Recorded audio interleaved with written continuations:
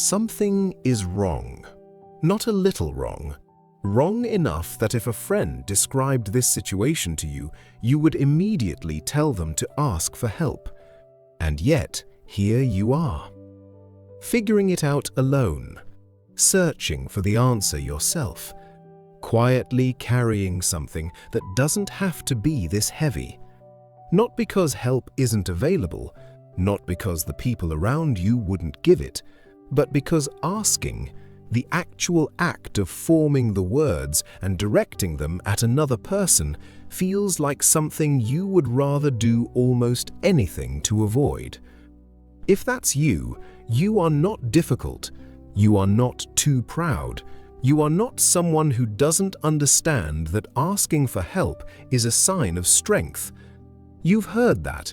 You probably even believe it when it applies to other people. The problem is something older and more specific than pride. And once you understand what it is, the asking gets a little easier. Let's start with where it comes from. Because people who hate asking for help almost never developed that pattern by accident. For most of them, it began in one of a few specific ways. The first is a childhood where asking didn't work, where the request was met with dismissal, with irritation, with being told you were too much, with help that came with a cost attached, obligation, guilt, a reminder of how much you owed. In those environments, asking for help wasn't a neutral act. It was a vulnerability that got used against you.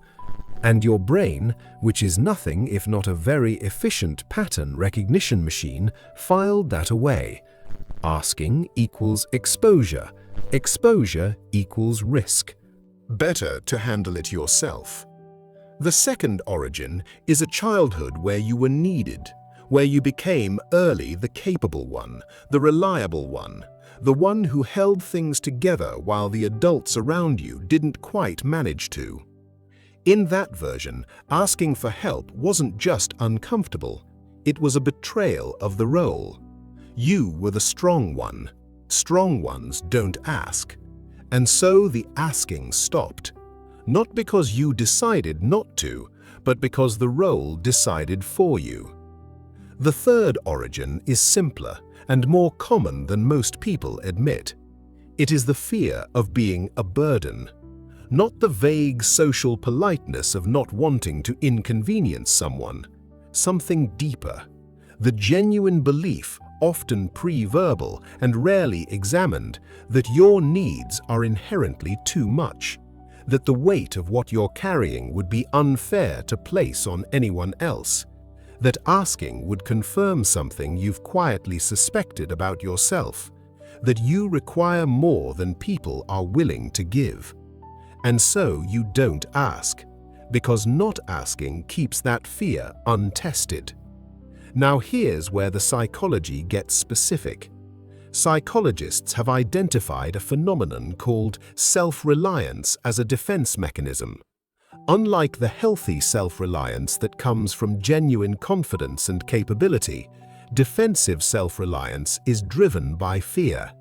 It looks the same from the outside. It is not the same from the inside.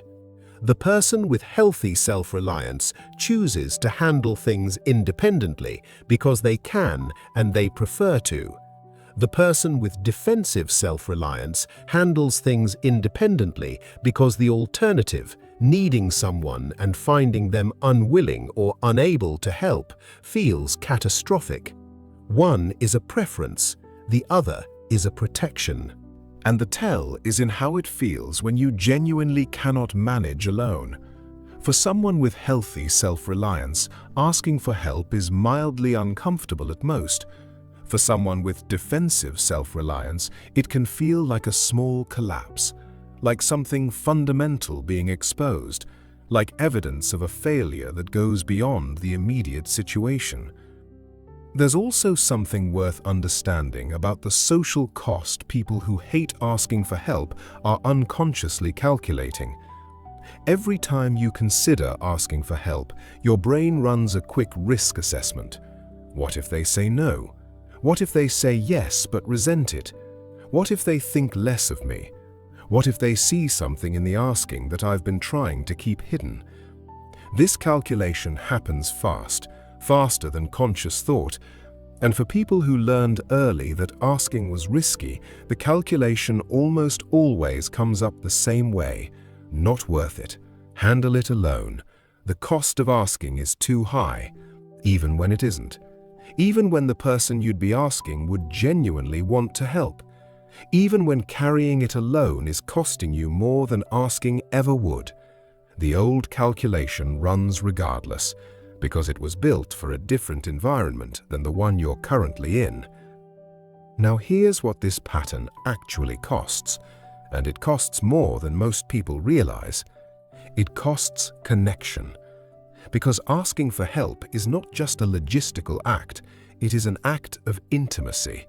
When you allow someone to help you, you are allowing them to matter to you in a concrete way. You are giving them the experience of being useful to someone they care about. You are creating the conditions for genuine closeness. The people in your life who never get to help you never get to fully reach you. And over time, that distance accumulates. Not because they stopped caring, but because you kept the door closed. It also costs energy. The energy required to carry everything alone is not neutral.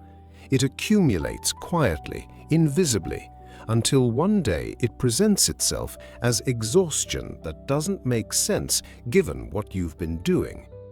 It makes sense you've been doing everything for two, yourself and the person you refuse to let help you. And it costs accuracy. Because we are not always the best judges of our own situations. Sometimes what you need is not someone to fix it, just someone to look at it with you, to offer the perspective that proximity makes impossible. To say, I think you're closer than you realize, or I think this is harder than you're admitting. That perspective is only available if you let someone in. Now, here's what actually helps. First, name what's actually stopping you. Not the surface reason, not I don't want to bother them. The real one. Is it the fear of being seen as incapable? Is it the fear of owing something?